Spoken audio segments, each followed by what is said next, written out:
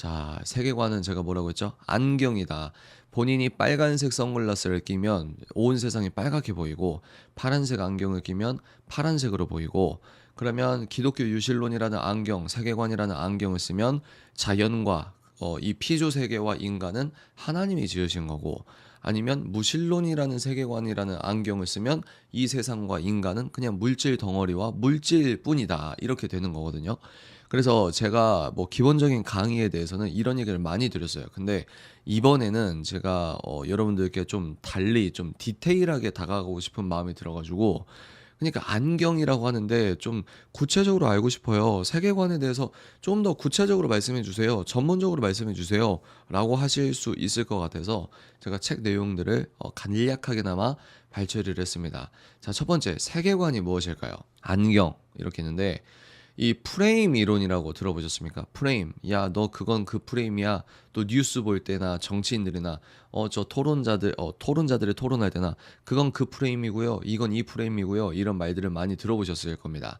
프레임이 일종의 세계관의 어떤 세속 버전의 단어라고 생각을 하셔도 될 것 같은데 그 프레임 이론의 창시자가 조지 레이코프라고 하는 학자입니다.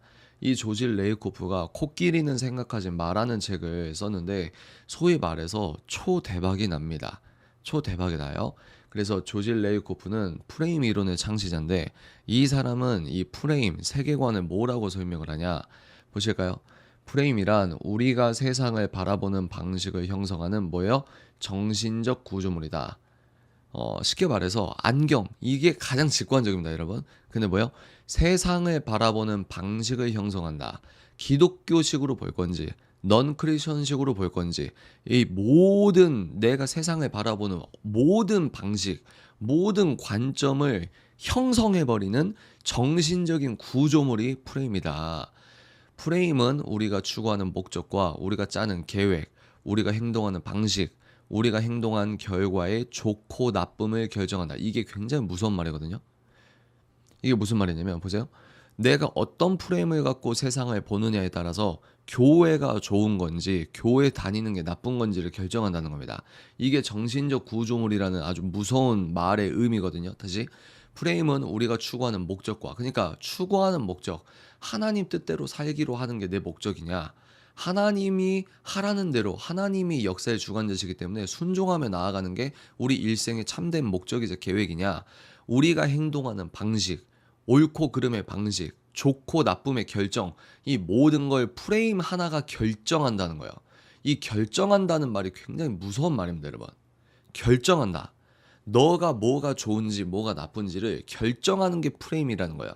정신적 구조물이고 본인은 본인이 따로 공부하지 않는 이상 본인의 프레임을 뛰어넘는 생각을 할 수 없을 겁니다. 그래서 프레임이 무서운 거예요. 예를 들어서 기독교 세계관의 프레임을 쓰고 있는 사람들은 기독교 세계관 밖에 있는 정보를 알고는 있지만 그 식대로 내가 어떤 안경을 써서 이걸 메타인지적으로 내가 뚜렷하게 객관적으로 나를 제3자 입장에서 분석한 다음에 다른 선택을 매번 하고 이런 것들은 좀 힘들거든요. 그러니까 그만큼 프레임이 우리에게 결정적인 영향을 끼치고 있다라는 말씀을 드립니다. 자, 두 번째, 우리가 이제 이 책을 기본 골격으로 해서 4주 동안 공부를 할 거예요. 그러면 제임스 사이어는 뭐라고 했냐? 세계관에 대해서 뭐라고 했냐? 모든 사상과 행동의 다소 통일된 준거 틀이다. 준거 틀이 무슨 말이냐면 똑같은 말이에요. 정신적 구조물. 그러니까 조지 레이코프, 제임스 사이어, 제가 세 번째 보여드리는 타데우스 윌리엄스 모든 사람들이 말하는 게 다 엇비슷합니다. 너가 보는 거, 너가 보고 해석하는 걸 결정하는 게 세계관이야. 결정하는 게 프레임이야. 이렇게 되는 거거든요. 실상 세계관이 전제되지 않고는 전혀 사고 활동을 할 수 없다. 이게 무서운 말이죠. 아니 뭐 세계관이 왜 이렇게 무서워요? 뭐 프레임이 왜 이렇게 무서워요? 그렇게 중요하다는 말입니다. 여러분 이게 얼마나 중요하냐면 말씀은 진리입니까? 진리가 아닙니까, 여러분? 진리잖아요. 근데요. 세계관이 얼마나 중요하냐면 여러분이 만약에 사이비 종교가 맞다는 세계관 안경을 끼고 성경을 읽어보세요. 이게 이제 이해가 되십니까? 다시 내가 어떤 안경을 쓰느냐에 따라서 이 세상을 보고 해석하는 게 완전히 달라지는 겁니다. 천국 갈 수도 있고 지옥 갈 수도 있다는 거예요. 그러면 천국 갈 수 있는 하나님 나라, 하나님적으로 볼 수 있는 안경을 낄 수 있는 건 우리 인간의 자의적인 공로가 아니라 100% 하나님의 은혜로만 우리가 구원을 받고 하나님의 세계관이라는 안경을 선물 받는 거죠.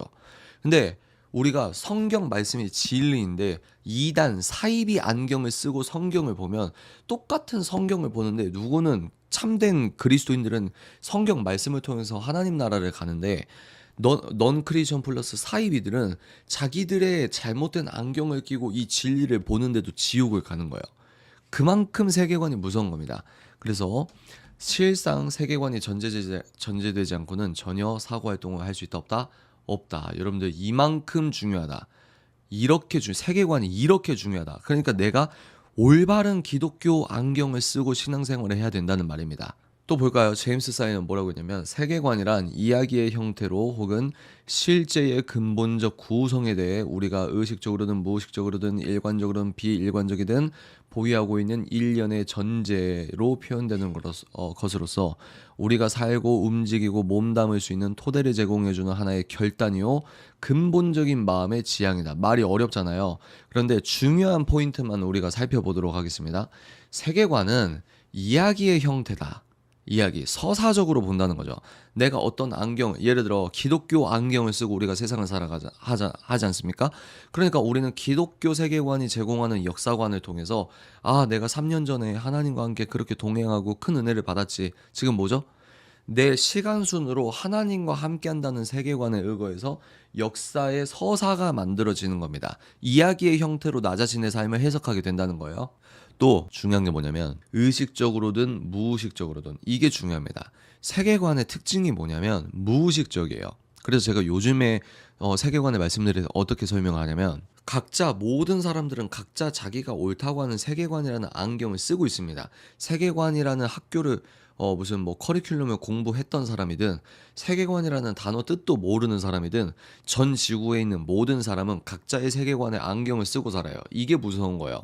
근데 본인이 쓰고 있는 세계관이라는 안경을 내 스스로 벗어서 내가 어떤 안경을 쓰고 있는지를 공부하지 않는 이상 내가 어떤 세계관인지 모릅니다. 그러니까 이제 우리가 3주 동안 무신론 세계관을 공부할 텐데 무신론자라고 주장하는 사람들은 우리처럼 무신론이 뭔지를 공부하지 않아요. 이해가 되십니까? 기독교인들은 기독교 세계관이 무엇인지 그리고 넌 크리스천 세계관이 무엇인지 둘 다 공부합니다. 근데 하나님을 모르고 하나님을 믿지 않는다는 무신론자들보다 우리는 무신론이 더 무엇인지 더 잘한다고요. 왜? 세계관이라는 안경을 벗어서 각종 전문가들이 말하는 세계관 공부를 따로 했기 때문에. 그걸 반대로 말하면 뭐죠? 기독교인이라 하더라도 기독교 세계관을 벗어서 따로 연구하고 관찰하고 공부하지 않으면 초보적인 신앙 수준을 벗어나지 못할 가능성이 크다는 겁니다.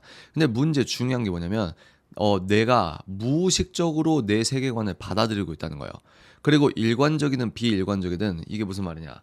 무신론자 생각해 보실까요? 본인이 무신론이라고 말을 해도 타로를 본단 말이에요. 내가 무신론자라고 말을 해도 뭡니까? 무신론자라고 해도 점을 보러 간다거나 무신론자라고 해도 종교적인 어떤 그 행위를 한다거나 무신론자라고 해도 비행기가 추락하기 직전에 아니면 극단적인 위기 상황에서 기도를 한다거나 이런 것들이 비일관성을 띠고 있지 않습니까? 근데 그러니까 비일관적이든 일관적이든 의식적으로든 무의식적으로든 세계관의 지배를 받고 있다. 이렇게 생각하시면 될 것 같습니다. 그래서 근본적인 마음의 지향이다. 이거는 아까 프레임 이론에서 말씀드렸던 것처럼 행동의 결과의 좋고 나쁨을 결정하는 정신적 구조물이다. 다 엇비슷한 얘기입니다. 근데 무서운 건 뭐냐면 너무 본질적인 사전적 정의가 있다는 거예요. 근본적인 마음의 지향이다. 마음이 어떤 방향을 끼칠지를 세계관이 결정을 한다는 거예요. 여기서 보십시오. 여기서 결단이라고 했는데 또 세계관은 뭐다? 하나의 결단이다.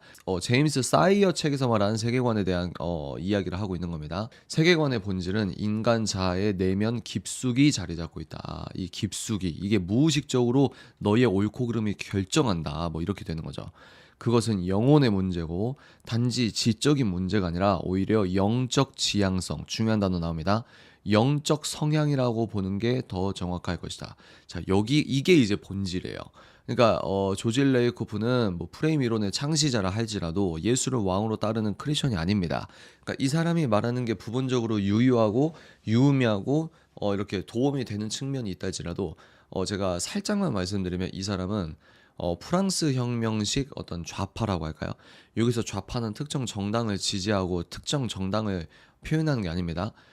좌와 우가 있으면 좌는 인간의 이성을 우상 삼아서 사회 체제를 만든 게 좌라고 하는 거고, 하나님을 창세기 1장 1절 위에 세팅한 정치나 철학 사상을 저는 우라고 하는 거예요.